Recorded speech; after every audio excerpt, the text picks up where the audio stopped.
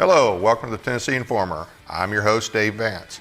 Our guest tonight is Karen Bracken, founder of TNCSS, and Brian O'Shea, a career intelligence agent and investigative reporter, here to talk about the WHO pandemic treaty and especially One Health and what you need to know and why it needs to be stopped. But first, if you have an announcement from a conservative organization that you would like broadcast on this show, please send the information to tninformer.tv@gmail.com the Friday before the show. If you want our state to stand up against federal overreach, the best way to do that is support the nullification process bill sponsored by Senator Janice Bowling and Representative Bud Halsey that they intend to bring back next session. Visit tncss.weebly.com/call to action, sign the petition, and follow the instructions on the link. Our state senators and reps need to know that we want this legislation passed when they return in January. Now is also the time to get candidates for office on record as well. DC will never fix DC. Only the states can fix DC, and we have to demand that our states stand up to DC and uphold their oath to the U.S. and Tennessee Constitution. The Gibson County GOP Reagan Day Picnic is Saturday, June 8th from 4 to 7 p.m. Tickets are $50 per person, and May 25th was the last day to buy tickets. Ribs and chicken with all the trimmings are on the menu. The guest speaker is Mr. John DeBerry, Senior Advisor to Governor Lee. The event will be held at 88 Spring Creek Highway in Medina, Tennessee, home of Alicia Owens. Visit the website, GibsonCountyTNGOP.com. They may have a few extra tickets. There may be a few no-shows as well. You can check with the county chair. The Maury County Reagan Day event will be Friday, June 14th, 6 p.m. at Puckett's Restaurant in Columbia, Tennessee. Guests include Todd Starnes of the Fox Channel, Representative Andy Ogles, Representative Tim Burchett, and Tony Lahren. Tickets are $100 per person, and you can get tickets at murray.tngop.com, and you can also get more details about the event. You have heard that the WHO doesn't currently have a global you may have heard that the WHO doesn't currently have a global pandemic treaty to vote on. However, they are still meeting this week and are determined to pass one eventually, despite pushback and concerns by many over threats to national sovereignty. A main component of the treaty involved One Health, which is already here in Tennessee and in many other countries around the world, as additional states as well. Here to talk with us today on why we should be concerned is Karen Bracken and Brian O'Shea. Now a little bit about our guest, Karen Bracken. Karen is the founder of TNCSS. In the past, she's also been involved with fighting against Common Core, Agenda 21 and 2030, but is also aware of the goals of the WHO and One Health, a core component of the proposed treaty. Now, I want to say a few things about Karen. I've known her for probably 12 years now. Very informed lady, very busy lady, knowledgeable on multiple issues, everything from Common Core. She was one of the first people to fight back and push back on that. Agenda 21, 2030.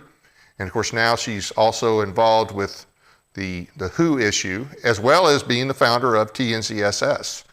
She built that website. She's the one that started the organization up. She does a great job. And you know, one of the things I like to say about the show is we have the best guest in Tennessee. And a lot of those guests, including the guest we have with us tonight, in addition to Karen, Brian O'Shea, that's because of Karen. She knows a lot of people, and she's gracious enough to encourage them to be willing to come on the show. So I do appreciate all you do, Karen. Brian O'Shea, he is an intelligence analyst, investigator, investigative journalist, and here's just a brief biography. He's an investigative journalist at Daily Clout Incorporated, that's also Daily Clout IO, and host of Unrestricted Invasion with Brian O'Shea and J.J. Carroll. He spent almost 30 years in the fields of military intelligence, U.S. government intelligence, and competitive intelligence. That's private sector intelligence. He's a private investigator, and he also has done executive protection. He started his career in the U.S. Army Military Intelligence Corps, working with 2 special forces groups throughout the Middle East, North Africa, and throughout Southeast Asia. After serving in the military for 11 years on active duty, Brian worked as a senior consultant and subject matter expert for 2 of the U.S. government's largest intel agencies. He has a master's degree from Boston University in criminal justice and criminology with depths in white-collar crime and terrorism. He also holds 3 undergraduate degrees and is a graduate of Defense Language Institute, the Foreign Language Center in Monterey, California, where he was trained in Arabic. Brian is a member of the Sovereignty Coalition, where he is currently fighting ongoing efforts by the WHO to obtain supranational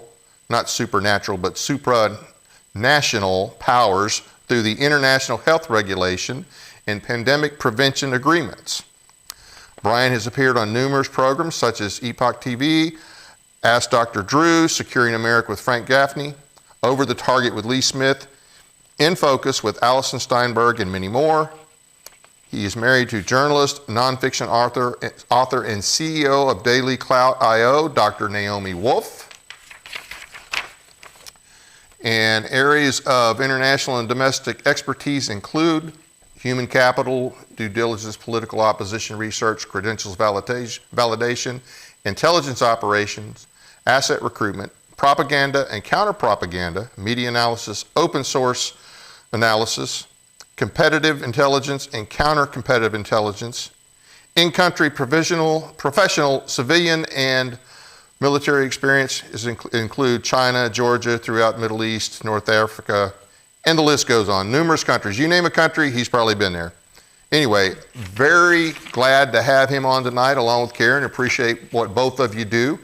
And I want to get right into this.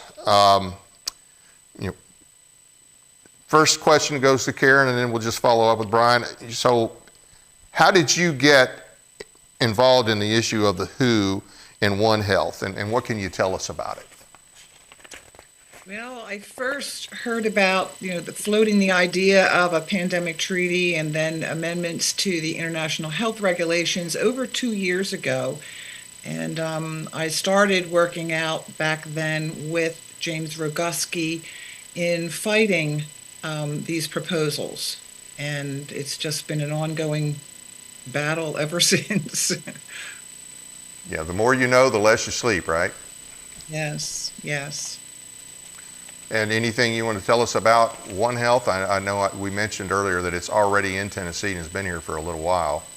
Right. Well, one of the things that concerned me about, especially the pandemic treaty, when it was eventually written in many draft forms, was this issue of One Health. I had never heard of it before. I know it's been around for a while, but I had never heard of it before, and I started researching it and was very surprised to find out that it was implemented in our CDC, our federal CDC, back in 2009, and then even more surprised to find that Tennessee actually set up a One Health department in 2018.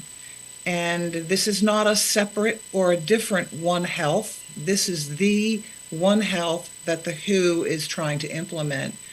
What was even more concerning is that it isn't really just about health. It's about everything. It's gender equity, it's land use, it's food, it's air, it's water, it's everything. It's just not health. And massive surveillance is also a big part of One Health. So that's, I think we've got the definition of it on a slide. We have the definition there. Yeah.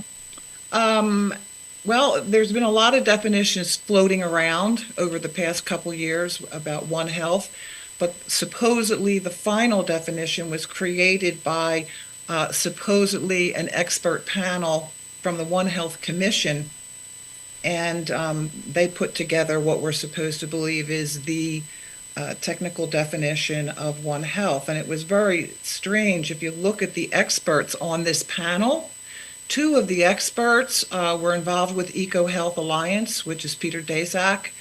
One of them was the head of the Chinese CDC, and the other was the head of the US CDC's One Health. And these are the supposed experts that created the definition of One Health. And what it says is, One Health is an integrated, unifying approach that aims to sustainably balance and optimize the health of people animals, and ecosystems. It recognizes the health of humans, domestic and wild animals, plants, and the wider environment, including ecosystems, are closely linked and interdependent. The approach mobilizes multiple sectors, disciplines, and communities at varying levels of society to work together to foster well-being and tackle threats to health and ecosystems while addressing the collective need for clean water, energy and air, safe and nutritious food, taking action on climate changes, and contributing to sustainable development. And understand that sustainable development is UN Agenda 21. It is the 17 Sustainable Development Goals. They are one and the same. Yeah. I always say sustainable development is basically socialist doctrine. That's what I think when I hear sustainable development. Any other words in that definition kind of set any alarm bells off? Oh, collective, climate change. Yeah. Ecosystems. Yep, that's wild animals. This makes me think of the Wildlands Project. If anybody is familiar with the Wildlands Project, where they basically want to bring the earth back to, it rewild the earth. Basically, I guess, where lions and tigers are roaming around in your backyard. So yeah, there's a lot of words in here that concern me. Yeah. And I will say, I went to the Tennessee site on that's where that slide was from. And if anybody thinks, well, it's something separate, you follow the links. If you look under publications and resources, click on resources, and then I think it takes you to the One Health Commission. And you can't do all this on here. This is it's from that site. And it took me eventually under the One Health Commission, you get to core competencies. And one of the things I saw on core competencies mentioned that one of the challenges that they had was basically they want to change the mindset of the people involved with One Health to where they no longer consider humans as the most important, compared to the others, because they list humans, plants, animals, ecosystems, all that, and that Right. That humans would no longer have priority. They would all be looked at equally. It's in there. I mean, so I would encourage you, if you're out there, go to the Tennessee website, go to One Health, go to resources, start clicking, when you'll find the core competencies, I believe under the One Health Commission, you'll see that it is linked. It's not state stuff here. It's not even just federal. It's linked. And read what this is about. Right. It basically is, we're moving away from what they say, a human-centered philosophy. That's it. Yeah, absolutely. Where Absolutely. humans always have been at the top of the food chain, pretty much. They want to bring us all down. It's not like they want to bring animals up to us. They want to bring us down to the level Yeah. of, I'll use the cockroach. That our life is every bit as equal and important as the life of a cockroach, and that's a problem. That's a problem, and they make it very clear that humans are part of the problem. Why we are experiencing climate change and Yep. Yep. the mental issues. And of course, there's always equity incorporated in there, and it talks about equity as well, because they always fall back to that in some way, shape, or form. Right, right. And, it's like I said, to me, what really made me stand up and pay attention to this was that, I only ever heard of One Health in 2022, but it's been around for a long time. Yeah. So I find it very strange that One Health offices were being set up years before the pandemic treaty and the amendments to the IHR were even being discussed. So, to me, one can only assume that these discussions were probably taking place behind closed doors years before we were ever brought into the picture. And it kind of makes me wonder if COVID was created in order to drive in these pre-planned agendas of basically global governance under the banner of One Health. And that's. Never know. There's not too many conspiracy theories left out there. Most of them have come true. So, anyway, hey, Brian. So, what about you? How did you get involved with this WHO and One Health issue? Well, to be quite honest, I was trying to avoid it. Of course, when they lock down the whole world, but they leave on the internet and they put someone like myself and Naomi Wolf together with internet access, we just investigate everything. And she had written a book long ago called "The End of America" that outlined the 10 steps to totalitarianism, and is very prescient. Me, on the other hand, I just wanted to catch some bad guys. So I started looking into Peter Daszak. That is the CEO of the EcoHealth Alliance. For those that don't know, the EcoHealth Alliance, based out of New York City, with a lab pretty close to my house in Hudson Valley. That turns out to be kind of like the NGO that was running the money back and forth to Wuhan and then NIH. But Peter Daszak, who's a career zoonotic scientist, he'd been at this for a while, really researching bats. He at one point had applied for DARPA funding where he could vaccinate bats by spraying this vaccine into their cave in the hopes that they'd bump into each other, spreading the vaccine like a virus. Now, the funny part about that is anyone that talks about vaccine shedding is crazy, yet the guy at the center of the pandemic, quotes for the rest of this interview, was trying to create something like that. DARPA actually turned him down on the funding, but that's the mindset. And so the way I found it is I was researching Peter Daszak, and I came across this One Health framework is what it was called. And I start reading it, and I'm reading the chapters, and I'm like, this has got to be like some sort of science fiction thing I stumbled onto. But it starts talking about, just like Karen had said, this equitable outcome for plants, humans, animals, and the earth, and changing, reimagining global public health. That's another danger word for me, is reimagining. And so I started looking at them like, this is just bonkers. Wait, they want to, and they talk a lot, and Karen's right, they talk less about health and mainly about surveillance and land management and land reallocation, and of course, reimagining how we raise our food. At the end of this, I think it's like 200 and some odd page document, I scrolled to the top, just flabbergasted, and I see the two authors on it are the World Bank Group and the EcoHealth Alliance. Now, the EcoHealth Alliance is Peter Daszak's firm. And this framework was written in 2018. Now, bear in mind that Peter Daszak was also the one that the WHO chose to head up the initial investigation into the Wuhan lab leak, until lots of good netizens or Twitizens, whatever you want to call them out there, said, hey, wait a minute. This is the guy that was running the place with Xi Jinping, who's known as the Bat Lady, out of Wuhan. And that's how I stumbled across him. I'm like, wait a minute. So the guy who they wanted to investigate the lab leak, who then said, after he was pulled off that, went on to marshal all his scientists from the NIH to the NHS, I mean, all across the world, to champion the spillover theory, the natural spillover theory.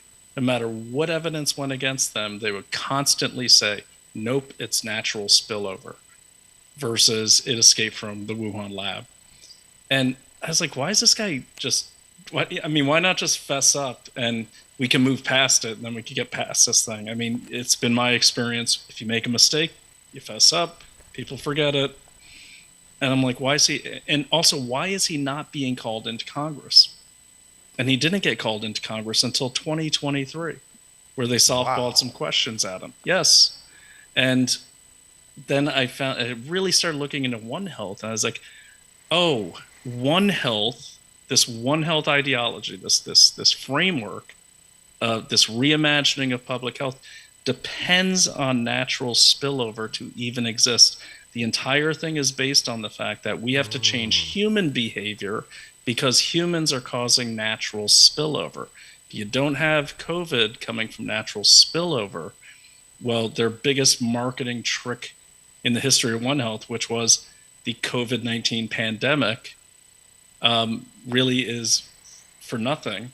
And without One Health, you can't have the pandemic treaty, because everything in the pandemic treaty is about managing humans to prevent another spillover. And that's when it hit me. I'm like, just like Karen said, and I'm so glad you said that, Karen, I came to the haunting and chilling realization that, yes, this pandemic may have been triggered to usher in the paradigm shift in global health called One Health. And One Health was already set up through a good bit of the world. A good bit of our states already have it. I can't say for sure that every state has it, but I know it's more than Tennessee, which, by the way, you mentioned 2018 a minute ago. In 2018, in Tennessee, that's when we started having these, I guess, monthly One Health meetings in our state. And that if you go out, our Tennessee Health Department has a One Health initiative. Also, the Tennessee Department of Agriculture also has a One Health department. And the University of Tennessee Institute of Agriculture offers a minor program or a minor degree in One Health for graduates and undergraduate students. So it's very deeply embedded here in Tennessee. And like I said, if you read the definition of One Health on the Tennessee Department of Agriculture site, it actually mentions that they're partnering with the WHO. So make no mistake, this is the WHO One Health that we have here in Tennessee. And also, our Tennessee Health Department budget is mostly funded by the federal government, the HHS, at the federal level. We get more money from HHS than we do from the state. So, and I filed some open records requests to find out exactly how much of the money that we get here in Tennessee is allocated to the One Health initiative. You might be able to find. Go ahead. Mm-hmm. Go ahead. But I was going to really, I mean, you're hitting on these very important points, Karen. So One Health is, I'm not going to go through the whole history. I was so angry the other night that I went into this whole spiel on a Twitter space about the entire history of One Health. And she's right. It goes back really far. It goes back to the mid 1800s. It erupted. It sprang loose. It leaked from social science, this field called social science. But I'll get into that later if you'd like me to get into the history. But Karen, not only is HHS involved, HHS is at the top of it. Okay, so at the international level, you have something called the One Health quadripartite. Okay, so this is the four agencies that rule. They're the top dogs on One Health, and they are the United Nations Food and Agriculture Organization, the WHO, the UNICEF, I believe, and don't quote me on that one, but most importantly is WOAH, which is, I always say WOA, but it's the World Organization for Animal Health. Now, at the top of that WOA is George Gao. George Gao is the Chinese Communist Party's equivalent of Anthony Fauci. And then here in the United States, there's a tripartite that seems to be growing into a quadripartite that involves, and this is official, this is the USDA, like you said, Karen, the USDA's Plant and Animal Inspection Service, CDC, and you're going to love this one, and Kevin, I know you'll love this one, USAID. Mm-hmm. Yep. They keep coming up. USAID just keeps coming up in everything. I always say they're CIA light. They actually do have a guide. We actually do have a guide to implementing the One Health Joint Plan of Action at a national level, and it's got those agencies across the top that Brian just talked about. So this is quite a thick thing. I'm trying to get my way through it. but it's an implementation action plan at a national level. Brian, you you have an appendix that you've created of I all the do. different countries and states, and actually that's where I found the Tennessee one. It's on that list, of course, but you have, I can't remember now, how many are on that list of countries and states? Yeah, I was just looking that up now. Let me see here. There it is. Yeah, the appendix. So, I mean, honestly, I can't even count them, but let me do my best. And if you guys, I think you guys have the link if you could put that up, but it's, wow. I mean, One Health around the world, and bear in mind, it's not just health organizations, it's everything. It's education, it's businesses, it's banks, you name it. But, Africa CDC One Health, Australian government, British Columbia One Health Research Initiative on Epidemics in Canada, Canadian Food Inspection Agency, Egyptian One Health Office, German, I'm just bouncing around here, German Federal Ministry, One Health Canada, Sierra Leone, UN, USA, every state in the USA, the Afghan One Health Hub, Asian Development Bank. The list goes on. I mean, literally, I'm scrolling, and it just keeps going. Lots of, wait, here's the United States. You have, oh yeah, and then I have all the private industries listed with them. Merck, of course, is there. But the thing that really strikes me about One Health is the raising up of veterinarians, as the veterinarians are the MVPs. These are the Green Beret team.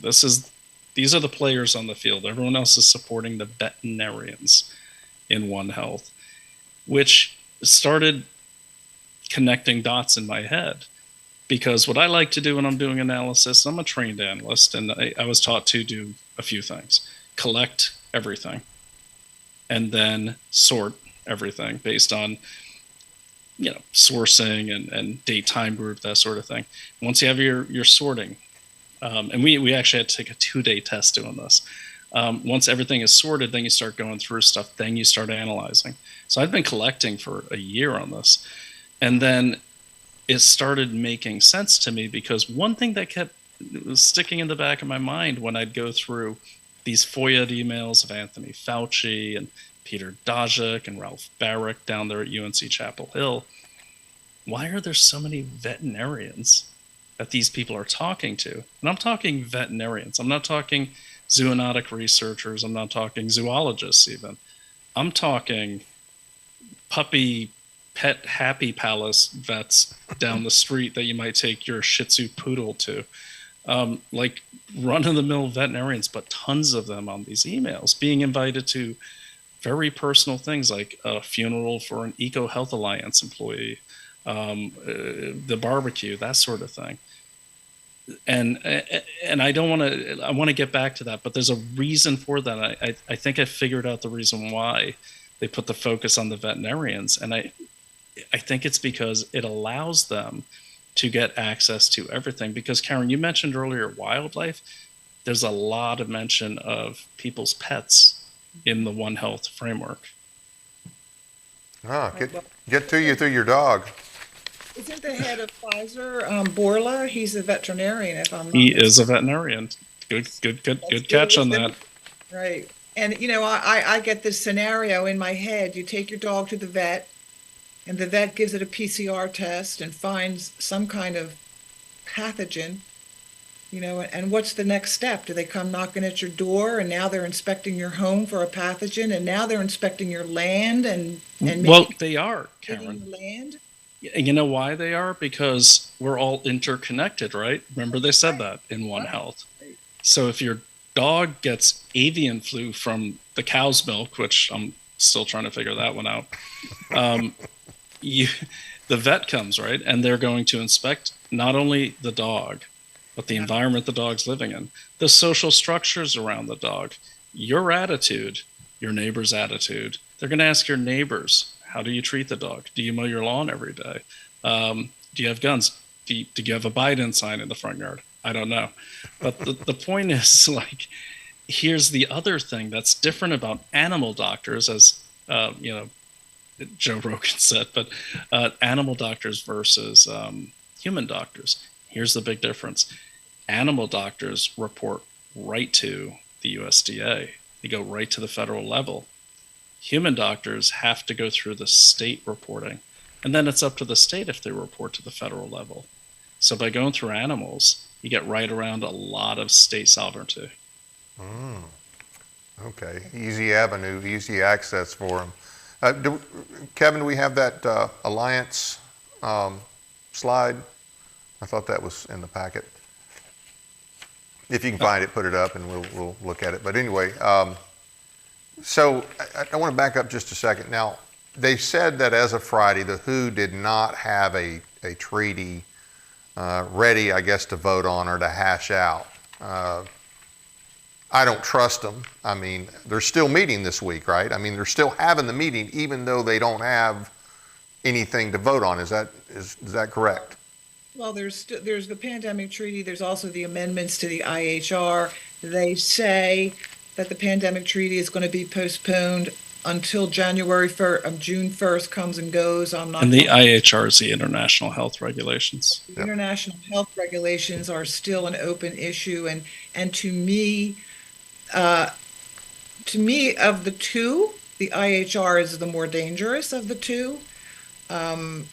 I am of the school that what they really want is the amendments to the IHR. We used to do this in business, especially during union negotiations. You'd throw 15 things on the table, and there was really only one of those 15 things that you really wanted.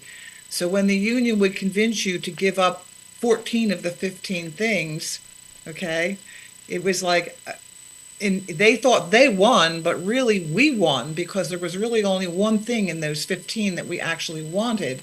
So I'm looking at this again from that same perspective. They have these two horrible things out here, and if they say, well, you know what, we'll just put this one aside, and maybe people will be a little happy with the fact that we're not going to pass this pandemic treaty, but we're going to work on getting these amendments, which is, to me, is what they really wanted all along. I might be wrong. I don't know what Brian thinks about that, but 307 amendments. I read part of it.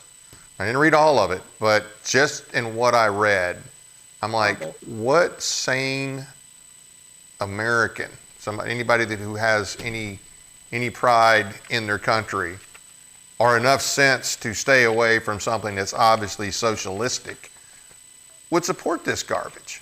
I mean, it was just top down all the way through. And like I say, I didn't read everything, but I read enough to say, we don't want to do this. Look at the 194 member states. The majority of them are socialist, communist, Marxist. They're agreeing to the socialized medicine and all these different things that totally go against everything that the United States stands for. And unfortunately, it's the United States that's at the head of the snake on this thing. Yep. So. Yeah, you're right. And keep in mind, too, that there's so many countries in the WHO that don't have any money. They'll take any medicine they can get. But also, the majority of the countries that are in the part of the member states, the majority of them are part of the Belt and Road Initiative. So they probably don't have a choice but to accept these things. What about the money part of it, Brian? The cost of this is astronomical. Yeah, I mean the cost of like implementing One Health initiatives. Right, what the WHO wants and the increase in the amount of money that the WHO wants, coughed up by. Yeah, I mean it's kind of funny. Like I've got to say I never thought I'd be someone who would be on Twitter so much, but since Elon Musk took over, you do get some interesting things. And I think someone said today, they said the WHO wants $40 billion to save 30 million people. And that really struck me. And that's not the exact number, but I looked at it, I was like, it makes a lot of sense. What a total power grab this is, because money is power. I can't even, I mean, Karen, honestly, I've been asked this question, and I owe my friend in Israel a GAO, a Government Accountability Office document that I found that lays out the funding just on our side alone through Health and Human Services for this, but it's astronomical. I mean, just keep in mind that, and I'd recommend if people want to research this, because it's a lot of research, and people like me and Karen, the Sovereignty Coalition, I'm sure Kevin, we could use everyone, all hands on deck. Don't send us emails saying, hey, you should research this. No, you should, and then we'll collaborate, because it's a lot of stuff. But I would say look at the budgets, look at the budget requests for things like HHS and their sub agencies like NIH or CDC, then look at the budget requests for USAID, and then really pay attention to what's in like omnibus bills, because that's where you're going to find that devil in those details, and you know right where it's going. And don't just look for One Health. You're not going to find a lot that says One Health funding. You will find stuff that says pandemic prevention, sustainability, biosecurity, eco, whatever. Look for those things. You got to get creative, but it's there. And if you want to boil it down to something simple, look for anything that seeks to take land away from private owners. Conservation easements, agriculture easements, which they're pushing here in Tennessee. Yep. We fought the NACs, the natural asset companies. I have a thing here. Currently, the budget, the WHO total budget is about $3.9 billion. And they're estimating that could go up to $31.1 billion a year to up to $171 billion over 5 years. And that's a lot of money, and who's going to pay for the bulk of that. And again, these are just guesstimates at this time, but I'm sure that 3.9 billion is going to be at least 10-20 fold more than it is now. A question, and I'll give some clarification. So the U.S. is behind pushing the IHR regulations or the pandemic treaty, or both? Both. Both. Okay.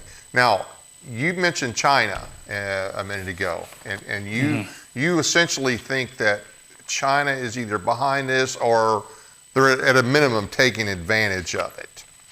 And you mentioned Absolutely. The Belt and Road. So tell us a little more about why you think China is the main player or main manipulator in this scenario. Sure, and that's a great question. Well, first of all, China came out with something called ecological civilizations many years ago, which is almost lockstep with what One Health is. Second is all the worst pandemics have come forth from China. Third, China has a stated goal of being the global hegemon by 2049, and has made it very clear that the United States stands in the way of that. But what's really, really telling is that if you go back to the time of Mao, when he was setting up his communes, like the 50s, they were raising up veterinarians back then. And they tried this back then. And they tried it many times before. So if you think about One Health, let me back up. If you think about the way, the Chinese look at war, okay, and it goes beyond just unrestricted warfare. The way the Chinese look at war is not, they don't focus on the hardware of war. We tend to focus on the hardware being uniforms, tanks, guns, right. Whatever you're going to use to win the war. They're focused on the purpose of war. That's called the software. That's what they call it. And that is the goal. They don't care how they get to the goal. That's why they came up with unrestricted warfare, which says that everything's a battlefield, everyone's an enemy combatant, and there are no rules. So their goal is to be the global hegemon by 2049. That statement called the China Dream or China Rejuvenation 2049. There's a few versions. That really never mentions sharing a table with the World Economic Forum, or being part of a bureaucracy. No, that means we own everything. They are nationalists, and they want to take over the world, which still makes them nationalists because they want everything to be China. Right. And they're getting close, and they're doing that through the Belt and Road. Now, underneath the Belt and Road, you will find initiatives in almost every Belt and Road country that are One Health initiatives. And I do have a paper, I'll have to dig it up for you, that actually stated that not only is it the Belt and Road, not only is the Belt and Road China's new Silk Road, but it's China's new Silk Health Road as well. So if you can go in, if you can pass a treaty that says, hey, our puppet, Tedros, because we saw during the pandemic, clearly was beholden to Xi Jinping, then you can say, okay, Ted, call a lockdown. What's it for? I don't know, violence, you pick. And everyone's locked down. And then they say, hey, Ted, you know what? Cows and deer, white-tailed deer, are causing people to die from violence. So let's ban that, and let's jump onto people's private property to see who's violating these things. And with the World Bank Group behind all of this, they can actually hurt a country's economy if they don't comply with these One Health things. Now, while everyone's locked down and everyone's complying, like we saw half the country do during.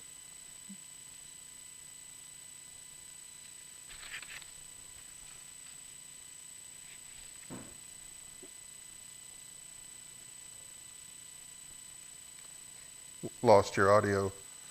Oh, can you hear me? Yep, I can hear you now, but we lost you for a few seconds there. You Sorry, said everybody was complying. Yeah, so everyone's complying, and then so what's happening while everyone's complying? All of a sudden, they start saying, "Hey, you know what? This block of houses, yeah, it's got the, I don't know, the Shogun virus or something. You know, they'll pick an enemy country, I'm sure, to name it after, but." And then all of a sudden, they're going to have to condemn. They could condemn houses. They can say your soil doesn't meet a certain level of sustainability, like we've seen in Norway and Northern Europe. They start seizing farms at market price. If the goal is to take land and resources? What a great way to do it without firing a shot, like Confucius said. Absolutely. Now, I do a little clarification here. So we said a minute ago that the U.S. is the main country pushing the IHR and the pandemic treaty. One of the main countries, yes. Okay, and then during the scamdemic here, it came down from the Fed, well, mostly the state governments. The advice came down from the federal government, the coercion, the dollars that were sent. Now, Tennessee signed up every time. You know, Billy just kept renewing the emergency to keep getting the federal dollars. I'm sure most of the other states did the same thing, or at least the vast majority of them.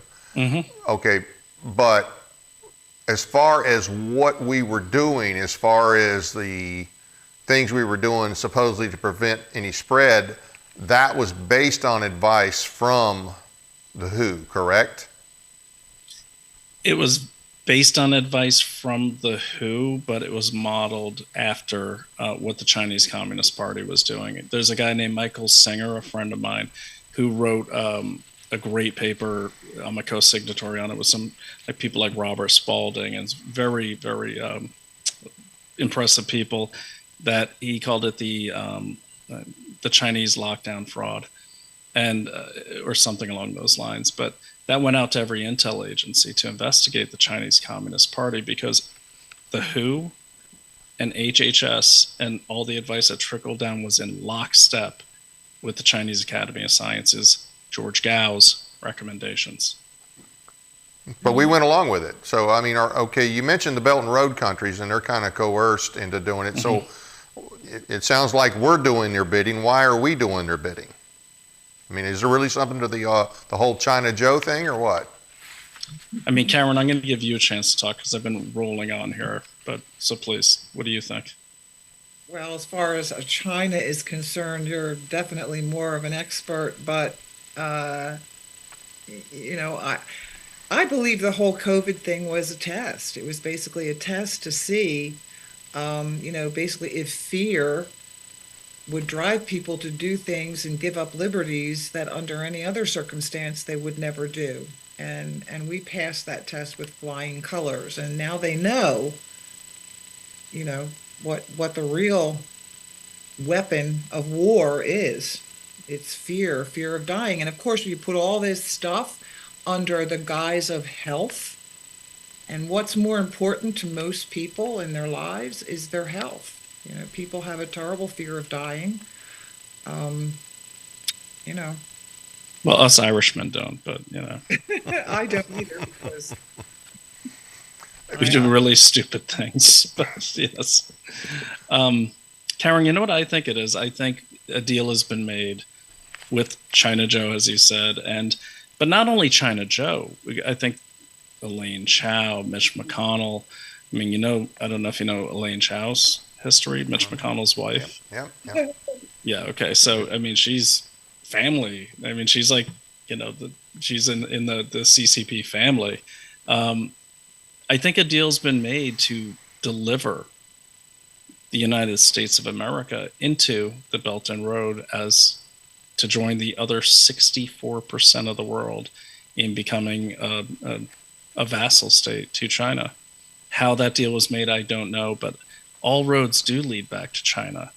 Even if you go to Burisma in Ukraine with Hunter Biden, there's Chinese financing, there's Chinese intelligence people involved there.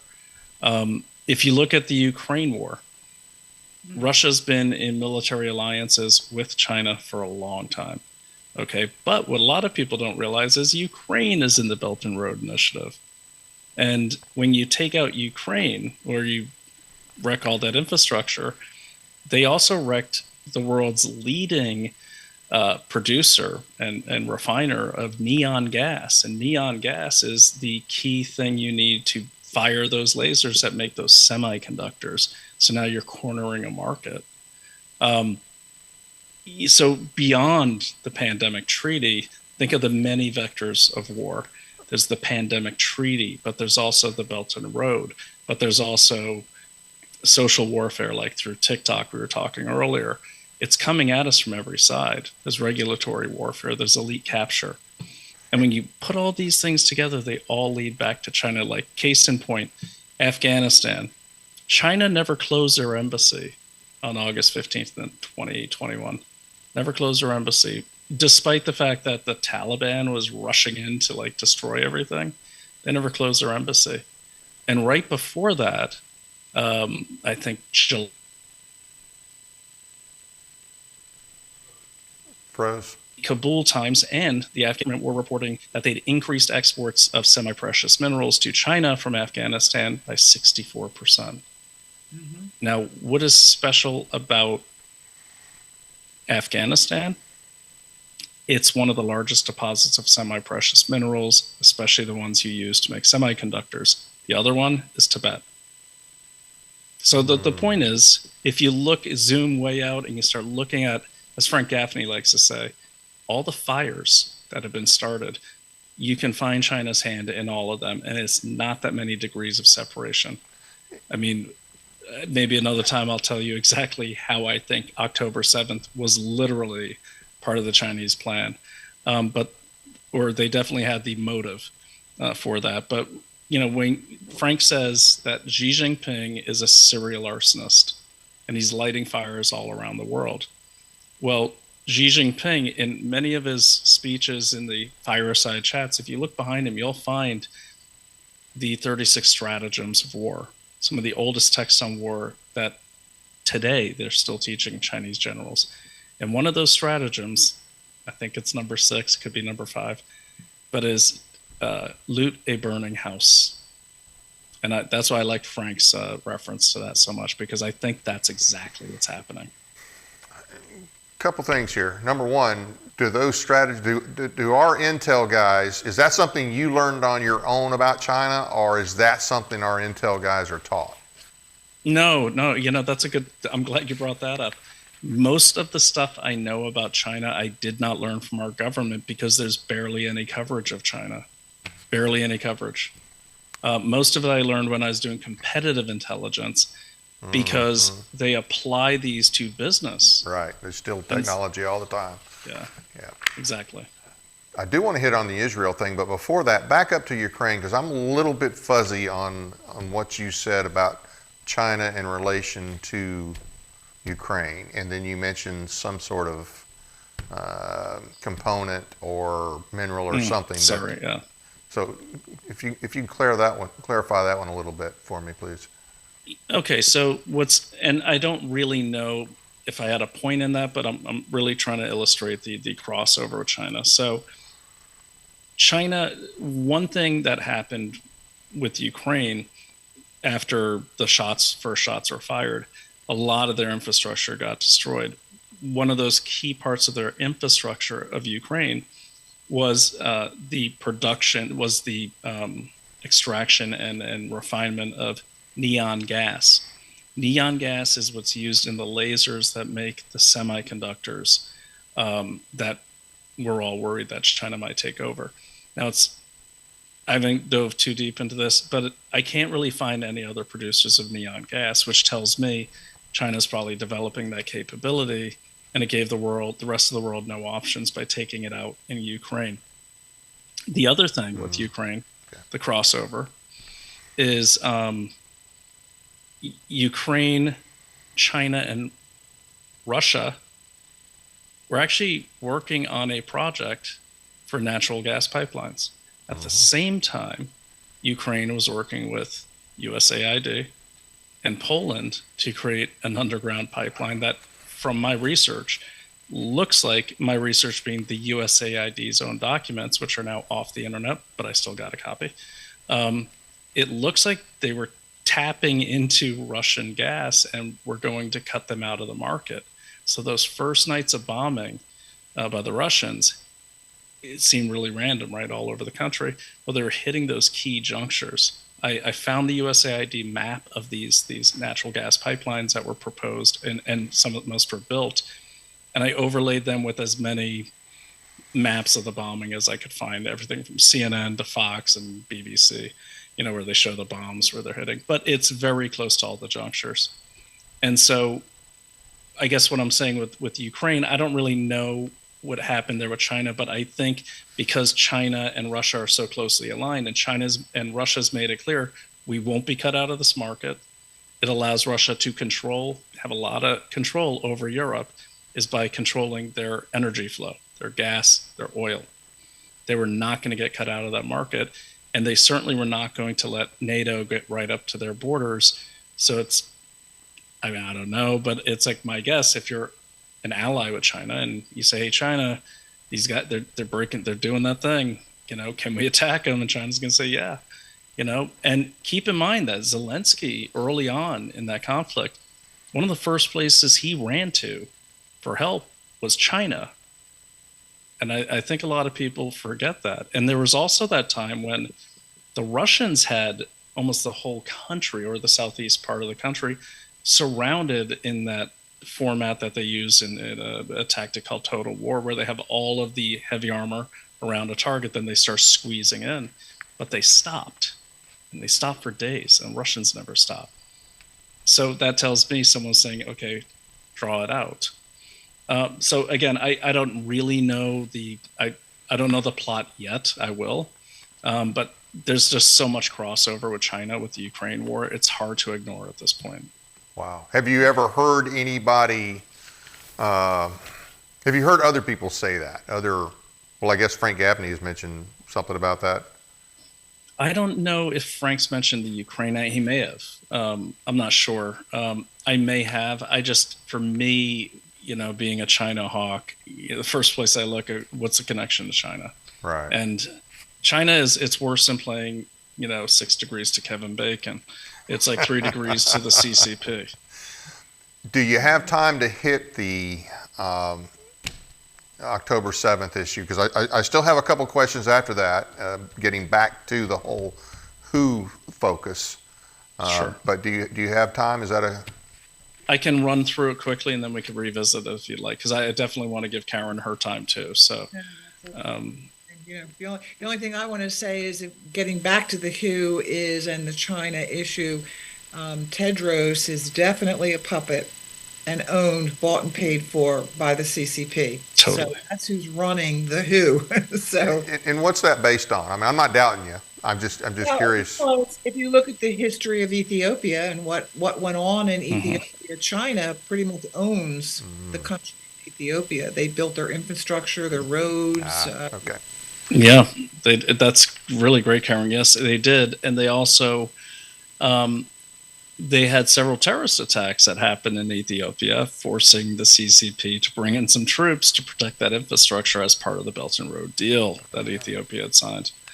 It's soft takeovers across the board. It's amazing that they get away with this. It's amazing that people don't see it.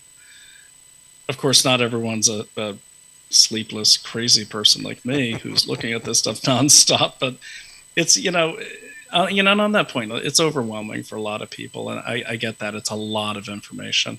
Yep. Two things. I was in the woods most of the time during the pandemic, so I had no one to talk to. Thank God for podcasts. But the other thing, too, it's kind of like if you ever collected comic books or watched soap operas or got into a mini series in the middle of it. You don't really know what's going on. You buy a Marvel comic, you start reading the X-Men, like, who are these people? Then you buy another one. Then it connects you to another series, and it connects you to this. Just keep doing it. Start with something that's interesting to you or affects you. If you want to learn more about this so you can fight it, start with, okay, if you're a farmer, start with, okay, these regulations, let's swim upstream, and just keep going and keep digging and suspend reality and realize nothing is too crazy to happen. That's what I tell people. So that's a sidebar, but that's kind of why, the group TNCSS, and Dave, by the way, is the co-founder with me on Tennessee Citizens for State Sovereignty, is because the issue is so vast and so overwhelming.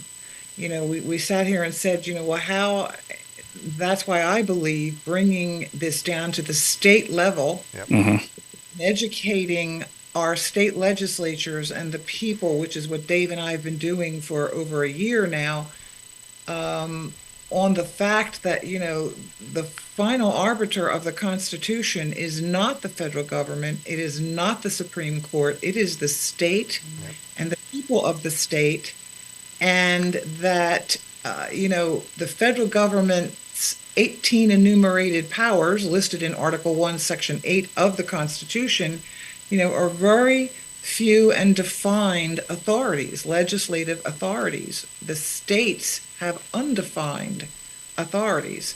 So, this is stuff that, when you talk to people and you start talking to them about the truth, it's amazing how people today have absolutely no clue about the authority. That's why I can't get into fighting this at a federal level, because I think the federal government is gone. It's done.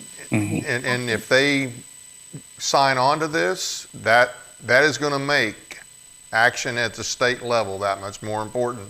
Nullification. And I understand people will say, well, if we sign it, I don't care.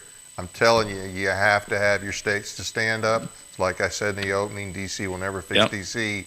And if D.C. is in cahoots with the WHO or China or whoever, then, the only way to stop that is for states to dig in their heels on it. So nullification will become important for a lot of reasons, not just what our federal government does.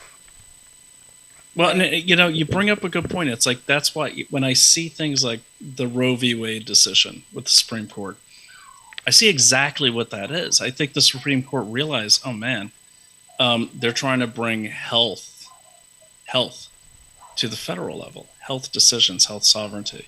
They had to kick Roe v. Wade back to the states to give them that sovereignty, because if you look at the language, it talks a lot about bodily health.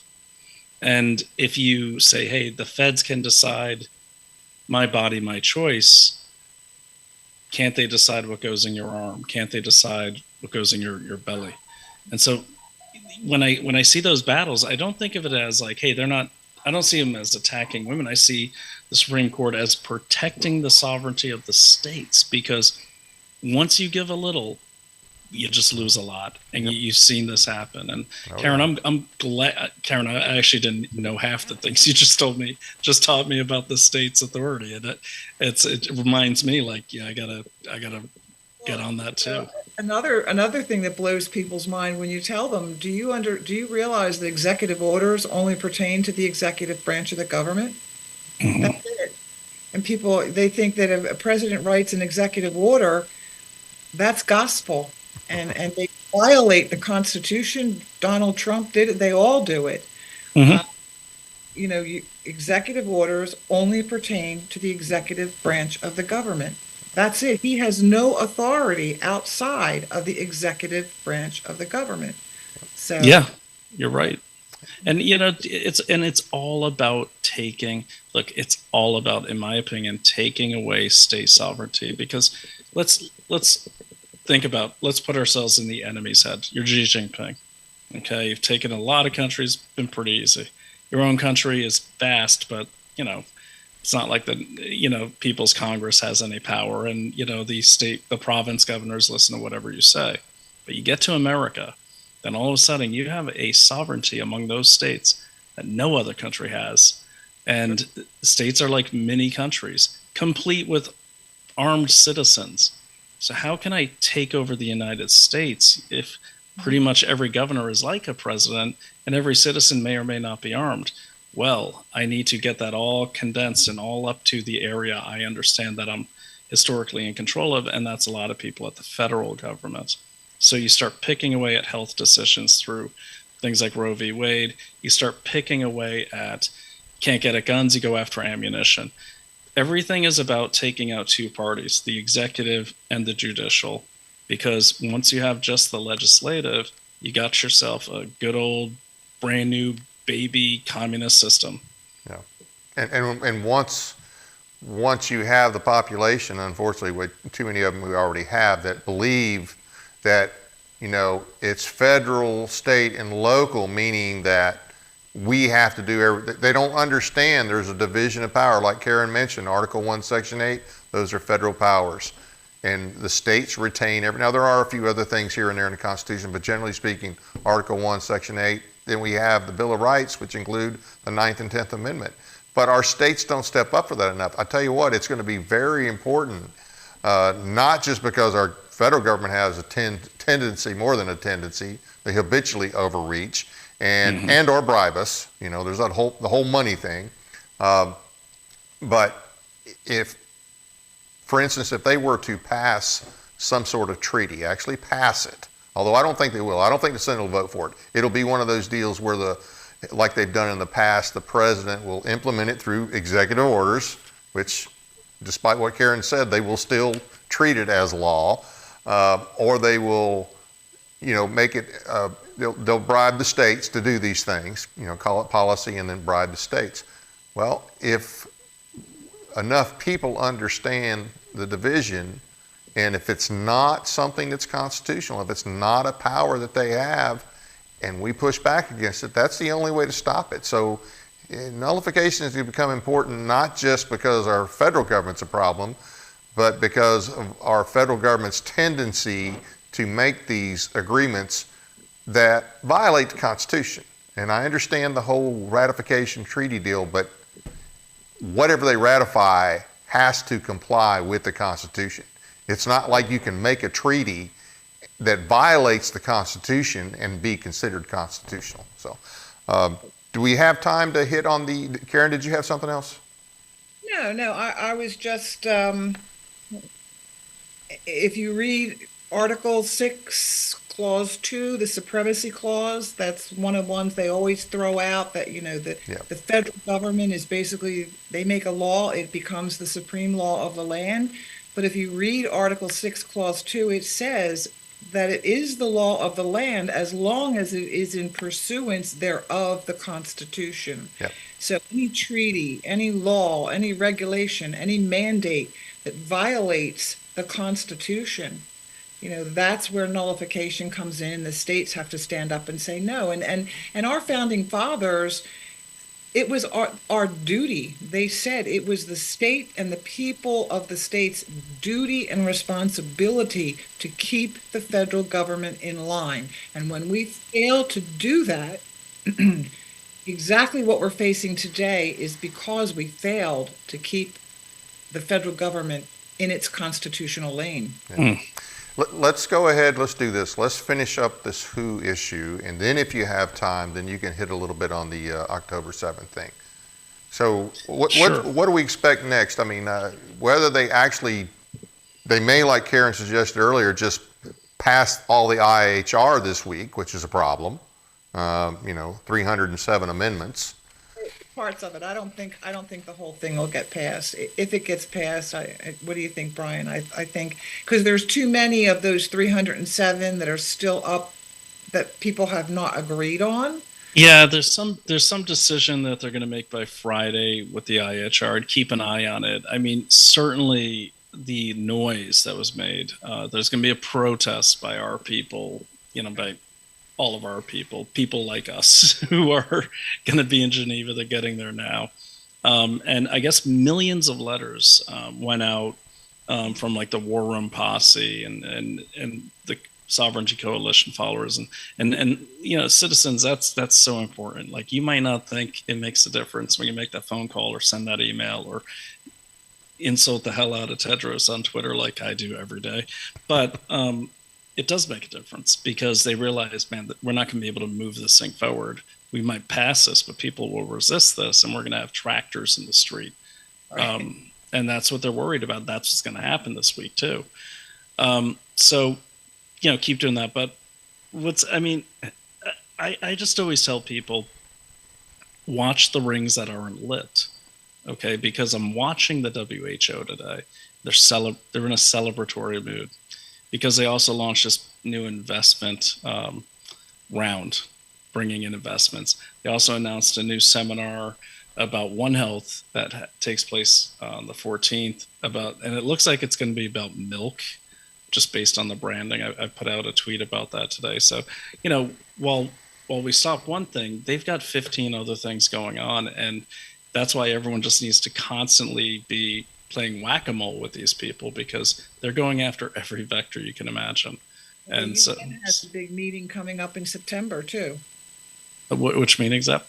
The UN has a big meeting coming up in September. Yeah.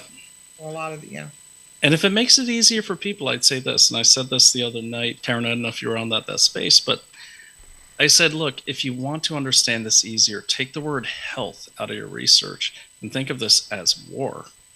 And if you think of this as war and you think, okay, how can I subjugate free Western societies? Backwards plan from us being subjugated. Okay, I've subjugated. How would I get there? And work your way back, and you'll see that these are all the plans in One Health, these treaties and everything. Again, I digress. That wasn't your question, but it's not that difficult to figure out evil plans. Most of the time, they monologue and tell you all about them. So, and you have multiple things that you do. You've got your, of course, unrestricted invasion has to do with the illegal aliens, but you're on the Daily Cloud IO, and you have done a lot on One Health, so people can go to your Substack is extensive. Yeah. So you have all these different things, and you do other things as well, but you got a lot on One Health, so that's a good source. Now, if you live in Tennessee, you can just go on the state website and read about it, and then maybe ask your rep and your senator, maybe the governor, why the hell is that in our state? Why are we participating in that? No.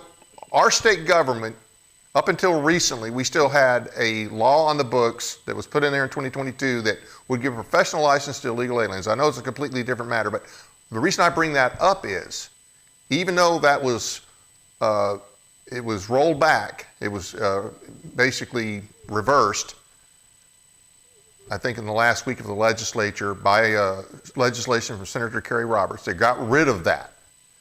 The whole time that was in existence, our state, our AG and our governor, filing suits against the Biden administration for all the garbage that the Biden administration is doing with the illegal immigration, the illegal immigrants bringing them over here.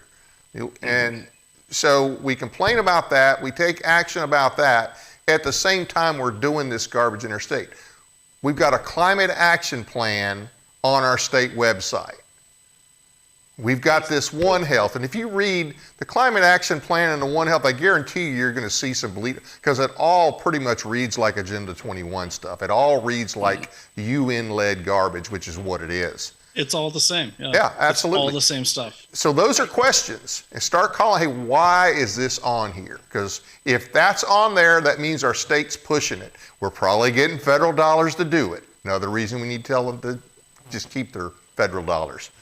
Matter of I wish we could have some way to stop sending tax dollars to DC. Go ahead, Karen, I'm sorry. Every state, except for 5, has taken inflation reduction money to create a state-level climate action plan. Yep. Every state except for 5. And that all came from the Inflation Reduction Act. They were giving out all this money.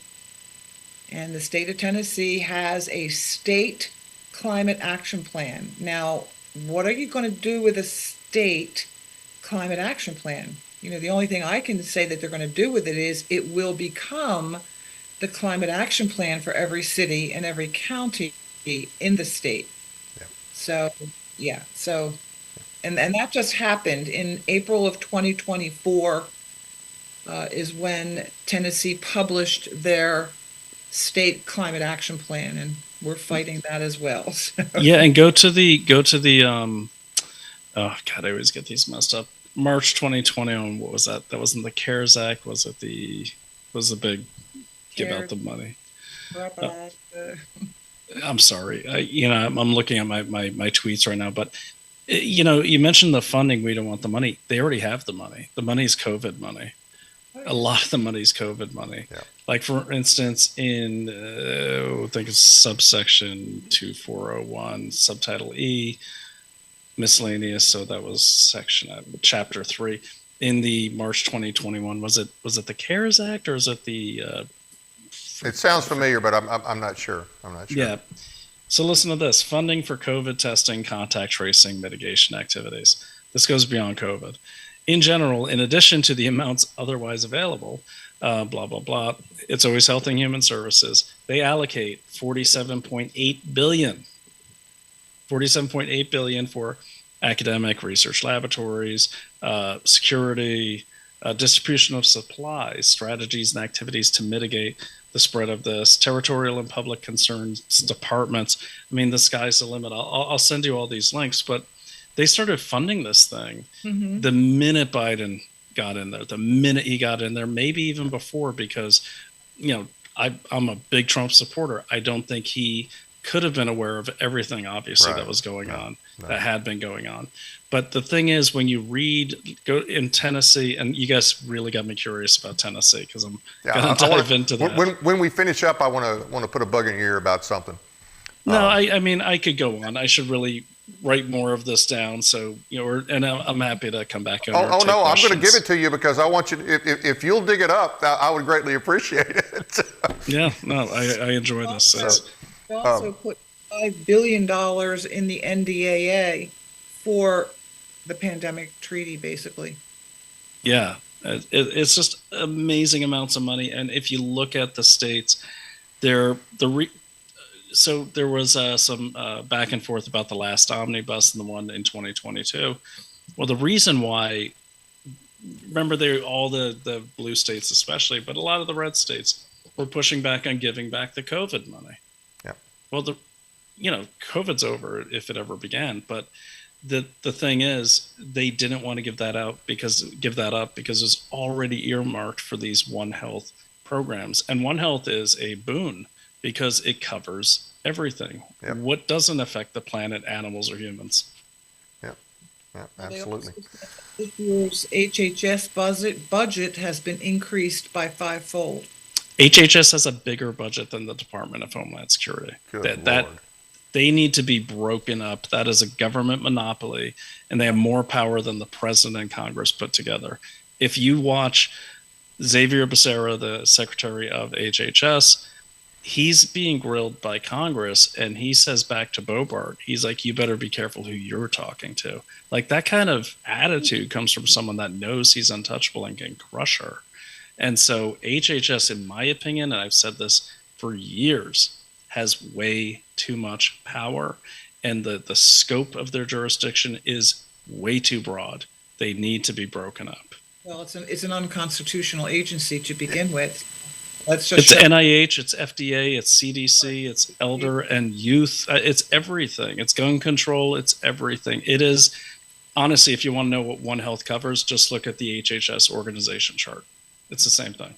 There's a reason why we have a lawyer at the head of HHS and not a doctor. So. Okay, well, we've definitely gone way over time.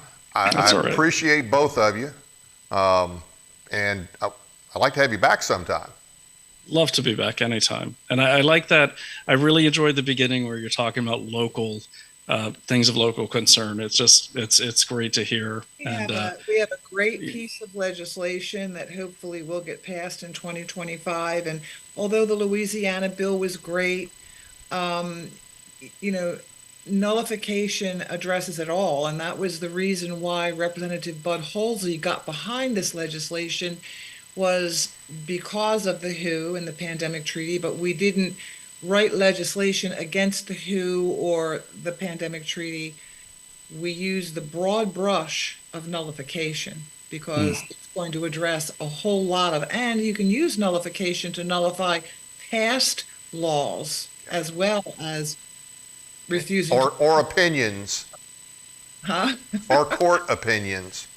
Yeah, and Cameron, I want to give a shout out to Dr. Henry Ely. I was on the Beyond the Con. I'm still on a grand jury investigation team that he started to look into the numbers, the false numbers coming out of CDC, HHS, and I think it was FDA. But he really, I encourage everyone to, and I'll get you guys the link, follow what Dr. Henry Ely is doing, because he has really spent a lot of time trying to educate people on one of the greatest powers they have as American citizens, and that is the grand jury system. But nobody takes that serious. That's the problem. Oh, they do. They were taking it seriously when we served them all subpoenas. As a grand jury finds someone guilty of something, and that's it. Not, Well, they can't really convict them. They but it's hard. You're subject to getting your decision overturned. Let's say you're a judge and you disagree, or a prosecutor, and you disagree with the grand jury's findings. It's really going to get overturned eventually, and no one wants that in a legal career or a judge career. So, but the grand jury also, there's other powers there too. There's powers of discovery. There's powers of subpoena. We personally got to serve Xavier Becerra and Walensky at their houses, and which is really just a sweet, wonderful time. Just watching the color drain from their faces is great. But that's the thing. It's like, it does let them know that the citizens, look, even if it doesn't go anywhere, like even if you work and it just, you can't get it impaneled, the thing is, you reached out and touched them, and now they know they're touchable, and it does slow them down, and you just keep going at them. That's the thing. I mean, as we all know, war can last for years. So dig in and get comfortable and make hay, is what I say. Absolutely. Well, hey, thank you both once again. Like I say, I'd definitely love to have you back. I want to thank everybody for taking the time to watch our program tonight. Please be sure to hit the like and subscribe button, as well as the notification bell, so you never miss a show. The Tennessee Informer is also available to listen to on audio podcast on iHeartRadio, Spotify, Spreaker, and other popular podcast platforms. Just do a search on the Tennessee Informer and you'll find all of our shows, or you can find them on our website at TennesseeInformer.com. While you're there, take a moment and sign up for our weekly newsletter to stay up to date. You can also follow us on Facebook or Twitter as well. Just search at TN Informer. Share us with your friends. Please join us this Sunday for a special show, June 2nd at 11 a.m., when our guest will be David Rogers Webb, a financial expert and author of The Great Taking. David will discuss his recent testimony before a committee in the Tennessee legislature and what our state can do to protect citizens from little known but financially dangerous provisions for investors in the UCC, which is Uniform Commercial Code. On Monday, June 3rd, our guest will be Kathy Henners, here to update us on the Islamist infiltration of our state. And on June 4th, our guest will be State Senate candidate Charles Cooper. Hope you'll join us. That's it for now. Good night from Paris, Tennessee, that is.